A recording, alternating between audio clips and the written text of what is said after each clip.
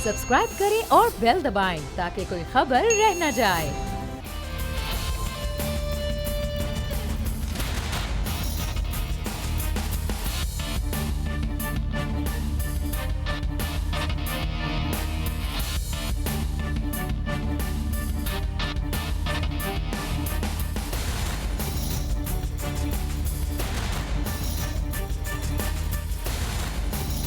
अस्सलामुअलैकुम। The special report with Mudassar Iqbal के साथ हाजिर खिदमत है। नाजरीन, वज़ीर आज़म इमरान खान ने कहा कि मुश्किल वक्त है मईशत पर, लेकिन कौम ने घबराना नहीं है। कौम साथ थी कि वज़ीर आज़म कोई प्लान लेकर आए हैं जिसके बाद मामलात बेहतर हो जाएंगे। तकरीबन 8 महीने तक उनके वज़ीर ख़जाना रहे, वो मुख्तलिफ़ मामलात पर बात करते रहे, मुख्तलिफ़ ममालिक के दौरे हुए, पैकेजेस की बातें हुई, इमदाद की बातें हुई कि पाकिस्तान की मुआशी सूरत हाल बेहतर हो जाएगी। IMF के साथ ऐसी शराइत पर बात करेंगे कि पाकिस्तान को कम से कम मुश्किलात का सामना करना पड़े। लेकिन IMF के मामलात ख़त्मी नहीं हुए और वज़ीर ख़जाना की छुट्टी हो गई। नए वज़ीर ख़जाना आए जिसके लिए अपोजिशन कहती है कि IMF से ही इम्पोर्ट किए हुए ये वज़ीर ख़जाना है और अब IMF की ही पॉलिसीज़ पाकिस्तान पर लागू की जाएंगी। इससे भी बढ़कर आगे मामला हुआ कि पाकिस्तान के स्टेट बैंक जो तमाम तर मामलात को देख रहा है, उसके गवर्नर भी IMF से आ गए हैं। तो अब पाकिस्तान को भी गिरवी रख दिया गया है IMF के तौर पर। ये वो इल्ज़ामात थे जो अपोजिशन लगाती रही, लेकिन IMF से मुज़ाकरात की भी नवीद हो गई, एमनेस्टी स्कीम के भी मंजूरी हो गई और अब ये कहा जा रहा था कि जो बजट आएगा वो खासा थोड़ा सा मुश्किल भी होगा। लेकिन उस बजट से पहले और IMF मुज़ाकरात के बाद फौरी तौर पर जो सूरत हाल हुई वो है डॉलर की ऊंची उड़ान, और अब डॉलर एक ही दिन में 6 रुपए इजाफे के साथ मार्केट में अप ट्रेड कर रहा है। इस तमाम तो सूरत हाल पर बात भी करेंगे। इस वक्त बहुत ज़्यादा तनकीद भी कर रही है अपोजिशन, और अपोजिशन के सीनियर रहनुमा पाकिस्तान मुस्लिम नून के राना सनाउल्लाह साहब हमारे साथ मौजूद हैं। राना साहब, बहुत शुक्रिया, आपने हमें वक्त दिया। तब्दीली तो बहरहाल बहुत पीछे की बातें रह गई हैं, अब मईशत का मामला है, बड़ा ही संजीदा सूरत हाल है कि अब बजट आने वाला है। ये डॉलर अचानक क्यों बढ़ रहा है? IMF से मुज़ाकरात और एमनेस्टी स्कीम के इजरा के बाद भी आपको लगता है ये सूरत हाल होना थी? देखिए, ये जिस तरह से इन्होंने सरेंडर किया है IMF के सामने और जिस तरह से हमारे स्टेट बैंक के ऊपर इस वक्त IMF काबिज है, इस वक्त दुनिया में मुल्कों की जो है वो गुलामी की शक्ल जो है ना वो चेंज हो गई है। अब फौज के जरिए से जो है वो मुल्कों को गुलाम नहीं बनाया जाता, बल्कि उनकी इकोनॉमी जो है उसको कैप्चर किया जाता है। तो इस वक्त अमलन जो है वो हम IMF की गुलामी में जा चुके हैं, और अब तो यही कहा जा सकता है कि तबाही आ नहीं रही, तबाही हो गई है। सही। और अब अपोजिशन को भी और अवाम को भी इस मुल्क को बचाने के लिए और इस महल और जाली मैंडेट के हामिल टोले को जो है वो उतारने के लिए और मुल्क की इनसे जान छुड़ाने के लिए अब बाहर निकलना होगा सबको। तो राना साहब, फिर ईद के बाद कल तो जरदारी साहब कह रहे थे कि एहतजाज होगा सड़कों पर, मौलाना फजलुर रहमान साहब पहले इस बात कर चुके हैं। तो पाकिस्तान मुस्लिम नून इस पर फिर तैयारी कर रही है, क्योंकि पंजाब में सबसे मजबूत तौर पर तो पाकिस्तान मुस्लिम नून इस सूबे में है जिसके अब आप सदर हैं। तो क्या आप क्या प्लान कर रहे हैं?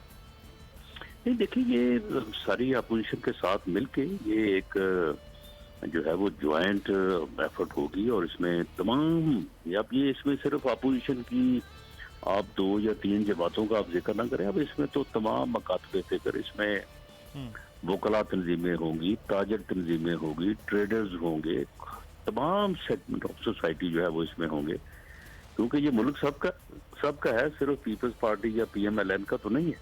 सही। तो इन सब के दरमियान जो है वो एक राब्ते और एक जो है वो यानी कोऑर्डिनेशन का जो कंसेंसस का जो मामला है वो जो है उसमें थोड़ा टाइम तो लगेगा, लेकिन मेरा ख्याल है कि इंशाल्लाह इस बजट के और ईद के बाद जो है ये चीज़ें जो हैं ये जोर पकड़ेंगी, और इंशाल्लाह आने वाले चंद हफ्तों में जो है ये चीज़ एक फाइनल कॉल की सूरत में सबके सामने आ जाएगी। तो अल्टीमेट उसका राना साहब क्या है कि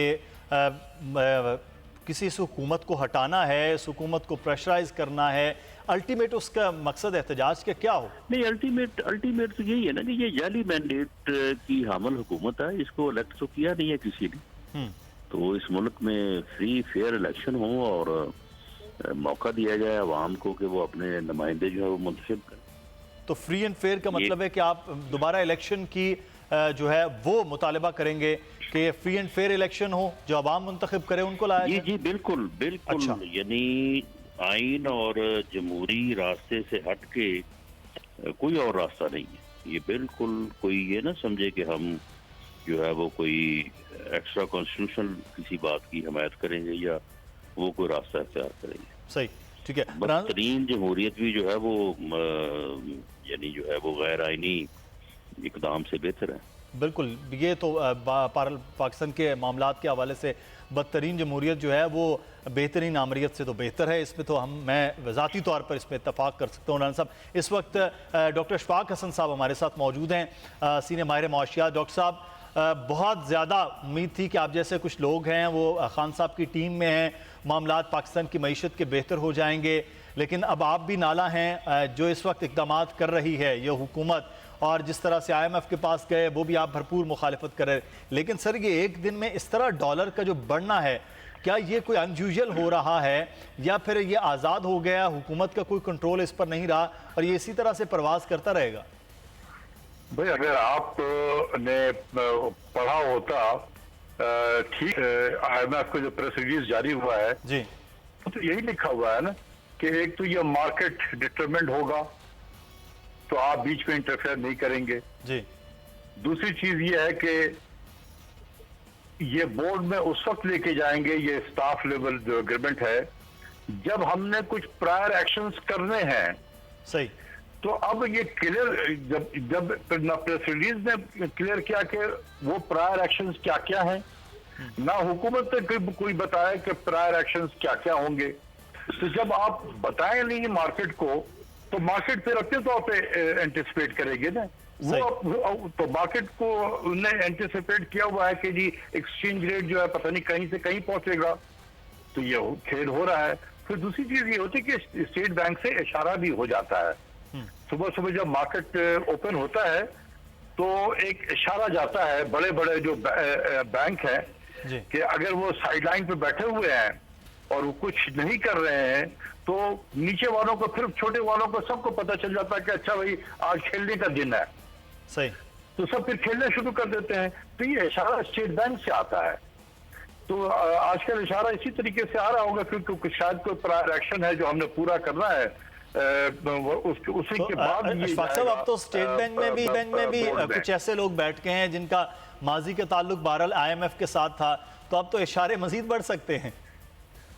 वे देखिए, इस वक्त तो दोनों तरफ ही एक ही पार्टी हो गई है ना जी। IMF Pakistan negotiating with IMF हकीकी। सही सही। मैं अगर उस सियासी जबान में इस्तेमाल करूं बिल्कुल तो ठीक है। इधर भी वही है उधर भी वही है। सही। तो अब तो सारा हमने सोल्यूशन को इंटरनलाइज कर लिया है। सही सही। तो अच्छा, कौन किससे शिकायत करे, कौन किससे, देखिए मुज़ाकरात तो दो पार्टी में होती है, यहाँ तो दो पार्टी है ही नहीं, एक ही पार्टी है दोनों तरफ। सही, एक ही पार्टी है जो आपस में बैठ के ये सारा इशू हो रहा है। देखिए, इसमें गवर्नमेंट को चाहिए कि अपनी कम्युनिकेशन स्ट्रेटेजी को बेहतर बनाए। अगर कम्युनिकेशन स्ट्रेटेजी बेहतर होगी तो मार्केट को पता चलता जाएगा, तो मार्केट फिर इस तरीके से रिएक्ट नहीं करेगी। लेकिन जब आप कम्युनिकेशन ही ना हो तो मार्केट में अपने से ही सारी चीजें करेंगी। तो जो हो रहा है ये बिल्कुल सही। अच्छा, मैं राना साहब से आपके बड़ा from the government point of view जी, गवर्नमेंट को चाहिए, या मैं एक सजेशन दे रहा हूँ सही, कि अपनी कम्युनिकेशन स्ट्रेटेजी को बेहतर करे। दूसरी चीज ये है कि कल 141 या 42 था, आज इंटरबैंक थोड़ी देर पहले तक 147 मुझे बताया गया था, मैंने जब चेक किया जी। तो मैं अब सवाल ये करूंगा उन जो पाकिस्तानी साइड के जो लोग भी निगोशिएट कर रहे थे कि कल में और आज में पाकिस्तान में क्या बेहतरी आ गई है कि कल 141 पे हम बेहतर नहीं थे तो 147 पे हम बेहतर होंगे ना फिर। सही, बिल्कुल सही, बिल्कुल और सही। कल फर्ज कर लो कि 170 पे चला जाता तो हम और बेहतर होंगे। हर तरफ दूध और शहद की नदी बहेगी ना फिर भाई। सही, तो बिल्कुल जो सही। हम जो इक़दाम कर रहे हैं तो इसका कोई रिजल्ट मिलना चाहिए, हमें कोई बेहतरी मिलनी चाहिए। एक दिन के अंदर जो इतना अगर जब था जी तो हम बहुत खराब थे। सही, और अब बिल्कुल। ये एक दिन में अगर 6 रुपए बढ़ गए हैं तो बेहतरी जो है वो क्या आई है, ये बहरहाल बड़ा अहम पॉइंट है। अच्छा, हमारे साथ ही रहिए डॉक्टर साहब राना सनाउल्लाह साहब। डॉक्टर साहब ने बड़ी एक अहम बात की है कि 6 रुपए एक दिन में बढ़ गए हैं तो वो क्या बेहतरी है। दूसरी वो बड़ी अहम बात कर रहे हैं कि अब तो एक ही पार्टी है, वो आमने सामने बैठी है, एक IMF पाकिस्तान है, एक IMF हकीकी है, बड़ा नाम भी उन्होंने दे दिया है। तो ये आपस में मुज़ाकरात कर रहे हैं, तो इससे तो बड़ी तबाही वाला मंजर नजर आ रहा है अगले आने वाले वक्त में। राना साहब जी, मैंने जो जिस तरह से अर्ज किया है कि तबाही आ नहीं रही, तबाही हो गई है। सही, आने वाले दिनों में क्या तबाही हो चुकी है। और मैं आपको एक और बात बताऊं जी जी कि इस वक्त सूरत हाल ये है कि हर बंदे ने, जिसके पास भी 4 पैसे हैं, जिसने कोई प्लॉट खरीदना था, जी जिसने कोई कारोबार करना था छोटा मोटा, जी जिसने कोई कारोबार करना था, वो सब लोगों ने जो है वो डॉलर खरीदने शुरू कर दिए। सही, कोई आदमी अब कारोबार का सोच ही नहीं रहा। वो कहता है कि यार किधर FDR की मुसीबत और किधर नैब की मुसीबत। हर आदमी जो है वो हाथ पे हाथ रख के बैठ गया। तो इसलिए ये सूरत हाल जो है, ये जो भी कर लें, जो इन्होंने खौफ व हरास फैला दिया है मार्केट में, अब लोग, आप किसी को यानी आम मजदूर को कहना कि भाई ये 1 लाख रुपए का चेक ले लो, ये आपकी मजदूर कहता है जी मैंने चेक नहीं लेना, मुझे पैसे दें, मैंने बैंक नहीं जाना। सही, तो ये बैंकिंग का भी आप ये देखेंगे कि बैठा बैठ जाएगा। तो एक जरदारी को पकड़ने के लिए भाई जरदारी को किसी और तरीके से पकड़ लो। तुमको नहीं पता कि हर कारोबारी आदमी जो है उसका एक पक्का खाता है, एक उसका कच्चा खाता है। सही, ये जो हमारी इकोनॉमी है, एक डॉक्यूमेंटेड है, एक अनडॉक्यूमेंटेड है। बिल्कुल, हर बंदे ने कच्चे के साथ पक्के के साथ कच्चा खाता रखा हुआ है। एक उसका सही अकाउंट है, दूसरा अकाउंट उसने किसी ना किसी रिश्तेदार या किसी मुलाजिम के नाम पे रखा हुआ है। ये हर मिल मालिक, हर फैक्ट्री ओनर, हर कारोबारी, हर दुकानदार का काम है। वो भाई इनको रेगुलेट करने के लिए कोई तरीकाकार इख्तियार करो, ग्रेजुअली करो। ये तुमने जो एकदम मैं पकड़ लूंगा, मैं मार दूंगा, मैं छोड़ूंगा नहीं, वो भाई इस तरह भी कभी होता है। अब ये जो TT वाला मामला है, आप मुझे ये बताएं कि ये पिछले 10-15 साल से हर आदमी जो है वो जब वो इनकम टैक्स की 35% स्लैब पे पहुंचता है जी तो वो वहां से जो है वो फिर दूसरी तरफ आ जाता है। कोई TT लगवा लो, कोई और रास्ता देख लो, कोई और रास्ता देख लो। वो अब भाई आपने इस रास्ते को अगर बंद करना है, कुछ तरीके से बंद करो। तुमने अब एक हमजा शहबाज को पकड़ने के लिए आपने हर किसी को जो है वो TT हर तरफ जो है वो हो गई है। यानी बात ये है कि ये तो इंतकाम के अलावा इनको कोई चीज और नजर ही नहीं आ रही। सही, बैठा दिया इन्होंने पूरे मुल्क की इकोनॉमी का। बिल्कुल। तो अच्छा, मैं अब इस वक्त कोई बंदा कारोबार करने को तैयार नहीं है। हर बंदा कहता है कि ये कारोबार मैं 2 साल ठहर के कर लूंगा। अब जो अगर जितने पैसे फालतू हैं, पहले कोई प्रॉपर्टी खरीदता था, कोई कारोबार में लगाता, वो कहता है डॉलर खरीद लो। अब वो डॉलर खरीदारी में ज्यादा आगे आ रहा है, तो आसान काम लग रहा है। डॉक्टर साहब, ये बहरहाल एक आम जो कारोबारी आदमी है उसके बड़े तहफ़्फ़ुज़ात हैं। हम जब मार्केट में निकलते हैं वो यही बात कर रहे हैं कि यार इन्होंने कारोबार जो तबाह कर दिया। अगर कोई रिफॉर्म्स हैं या चीज़ें हैं, आप समझते हैं जो तरीकाकार इस वक्त अपनाया हुआ है हुकूमत ने, क्या वो बड़ा सख्त है कि कारोबारी आदमी जो है वो परेशान है, वो लेन देन करने में हिचकिचा रहा है, बैंकों से निकल के साइड लाइन पे काम करने की कोशिश कर रहा है? क्या ऐसे इकदाम हुकूमत के जिसकी वजह से मसला आ रहा है? देखिए, यही जो एक्सचेंज रेट को अगर आप ले लें जी, हमें ये आज भी नहीं पता है कि कल क्या एक्सचेंज रेट होगा, जी, परसों क्या होगा। तो अगर मैं एक बिजनेसमैन हूं तो मैं तो हाथ रोक के बैठा रहूंगा ना। बिल्कुल। ये अनसर्टनिटी जो है वो मार्केट में जहर कातिल की तरह होती है as far as economy is concern. तो इसको खत्म करने के लिए कम्युनिकेशन स्ट्रेटेजी, में बार बार कह रहा हूं, there is lack of communication strategy with government and the market. सही, जब आप मार्केट से बात नहीं करेंगे, मार्केट खुद ही बात कर रही होगी और अपने तौर पे बात कर रही होगी और कहीं से कहीं पहुंचेगा ये एक्सचेंज रेट। ठीक है, कल प्राइम मिनिस्टर ने इंटरवीन किया, आज मेरे ख्याल में उन्होंने हाथ हटा लिया। उनको ये कहा गया होगा कि सर हम मार्केट डिटरमाइन एक्सचेंज रेट की तरफ जा रहे हैं, तो ये आप इस तरीके से इंटरवीन ना करें आप, वरना फिर ये IMF का प्रोग्राम नहीं होगा। तो वन ऑफ द कंडीशन उसमें यह है कि मार्केट डिटरमाइन एक्सचेंज रेट होगा। तो ये मार्केट डिटरमाइन नहीं, आप क्यों बीच में इंटरफेयर कर रहे हैं? तो हमने ये सब कुछ छोड़ दिया अब स्टेट बैंक पे, और स्टेट बैंक के जो गवर्नर हैं जो वहीं से आए हैं IMF से, वो जाने। और ठीक, डॉक्टर साहब इस वक्त शेख रशीद अहमद साहब भी हमें ज्वाइन किया है, वफाकी वजीर रेलवे। शेख साहब बहुत शुक्रिया आपके वक्त का। सर, इस वक्त हुकूमत मुखालिफ ईद के बाद प्लान हो रहा है कि वो बहरहाल एक पूरी तहरीक चलाने की बात हो रही है। हुकूमत महंगाई बढ़ा रही है, डॉलर काबू में नहीं आ रहा, तो हुकूमत के लिए ईद के बाद मुश्किलात बढ़ रही हैं।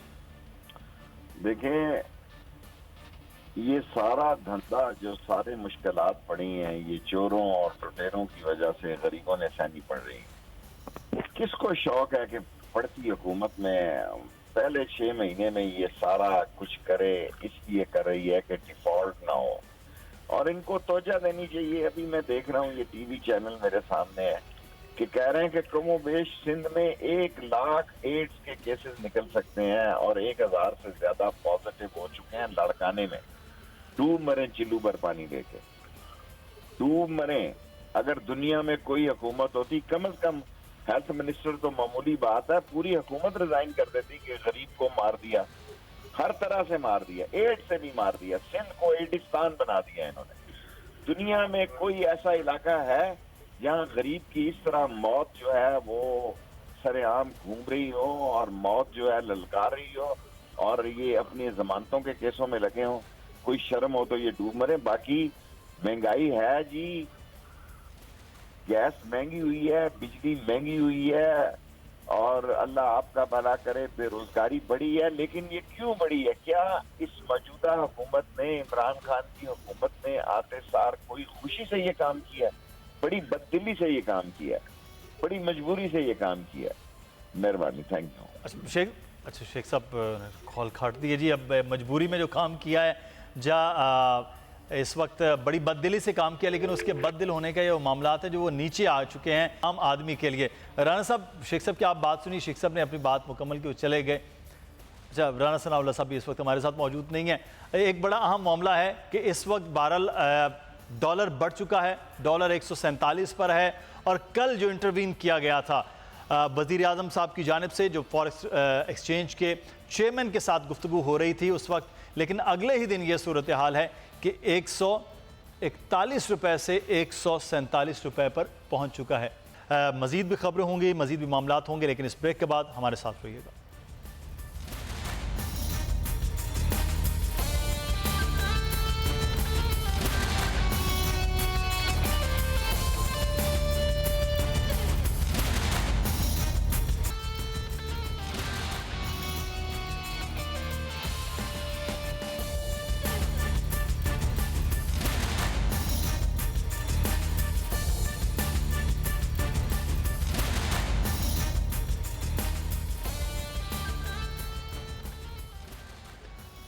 ब्रेक के बाद आपको खुश आमदीद कहते हैं the special report with Mudassar Iqbal में, और हम बात करेंगे इस वक्त काबिज भारतीय फ़ौज के मामलात के हवाले से। कि पुलवामा में सर्च ऑपरेशन भारतीय फ़ौज की जानिब से किया गया, जिसमें 5 नौजवानों को शहीद कर दिया गया। 4 दिन पहले एक बड़ा अफसोसनाक वाक़या पेश आया, जहाँ पर 3 साला बच्ची के साथ ज़्यादती की गई, रेप किया गया और उसका कत्ल हुआ। और उसके बाद जो एक नज़र आ रहा था एहतजाज के तलबा निकले, तालिबात निकली और शदीद एहतजाज किया गया भारतीय फ़ौज के ख़िलाफ़, उस पर भी फायरिंग की गई, उस एहतजाज पर भी तशद्दुद किया गया। सूरत हाल इस नहज पर अब पहुँच चुकी है कि किसी भी तरह से भारत सरकार, भारतीय फ़ौज और वहाँ की पुलिस कश्मीरियों को दबाने की कोशिश कर रही है। हालिया इंतखाबात का जो ड्रामा था वो बुरी तरह से फ्लॉप हुआ है, और अब भी सूरत हाल वैसी। हम तमाम तर सूरत हाल पर बात करेंगे। इस वक्त हमारे साथ मौजूद हैं जनरल रिटायर्ड अमजद शुएब साहब, सीनियर तजकार हैं। बहुत शुक्रिया अमजद शुएब साहब, आपके वक्त का।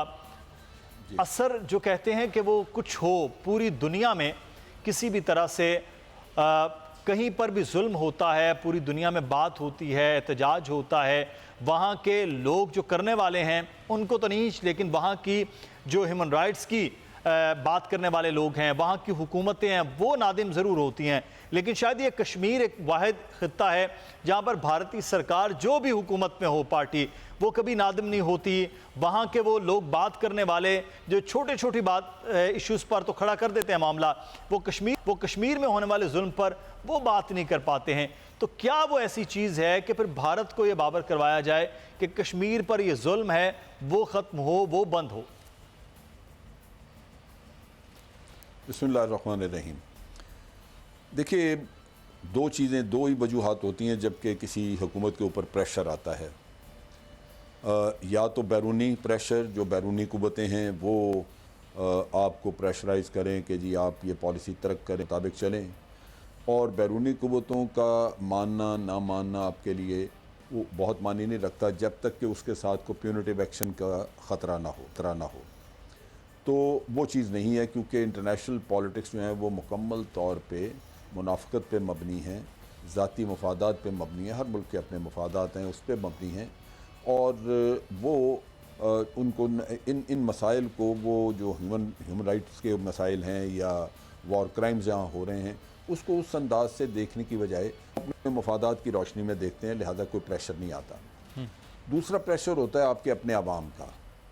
आप अगर कश्मीर जिस तरह है, अगर कश्मीर को भारत अपने अवाम को ये कहता है कि ये हमारा ही हिस्सा है, हमारे मुल्क का है, तो फिर भारत के अवाम को ये सोचना चाहिए था कि जिन लोगों को हम कहते हैं कि हमारे मुल्क का हिस्सा हैं, हमारे लोग हैं, उनके साथ ये रवैया रखा जाता है। आपको पता है कि पाकिस्तान में बावजूद इसके कि बाहर से हमारे ऊपर दहशतगर्दी मुसल्लत की गई, जब हम उनके ख़िलाफ़ लड़ते हैं तो हमारे के मिलिट्री कोड्स बनाने पे हमारे लोग अपोज करते हैं, हम मिलिट्री कोड नहीं बना सके।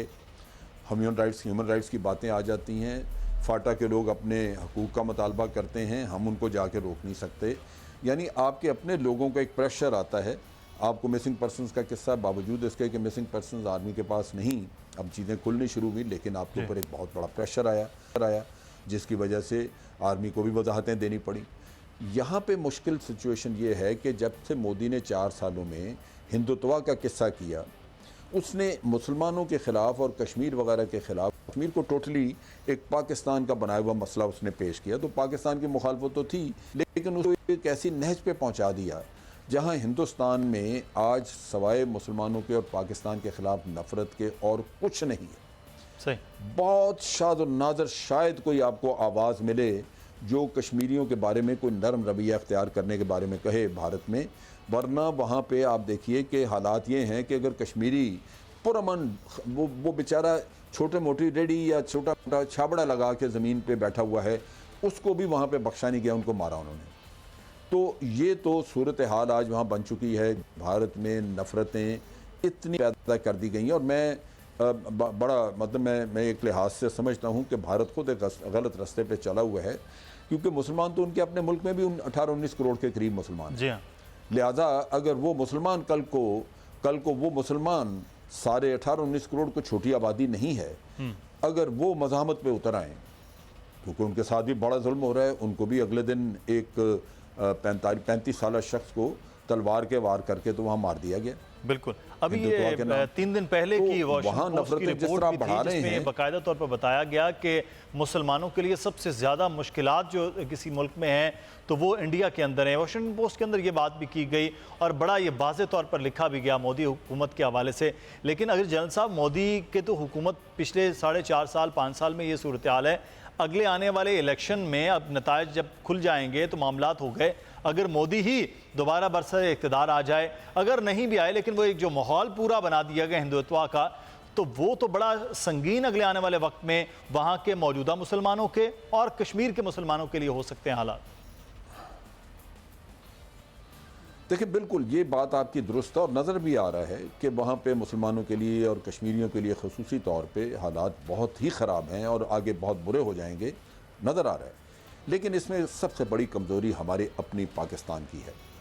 पाकिस्तान ने आज दिन तक ना वो मेहनत की है इस मामले में, ना हमने वो कोशिश की जो हमें करनी चाहिए थी। आप देखिए कि कश्मीर कमेटी का क्या हाल किया हुआ, आज दिन तक कश्मीर कमेटी फाल नहीं है। और फिर कश्मीर कमेटी किया वो तो सिर्फ दी थी आपने मौलाना फजल रहमान को एक रिश्वत के तौर पे कि जी आपको कोई ओहदा देना आप ये ले लीजिए।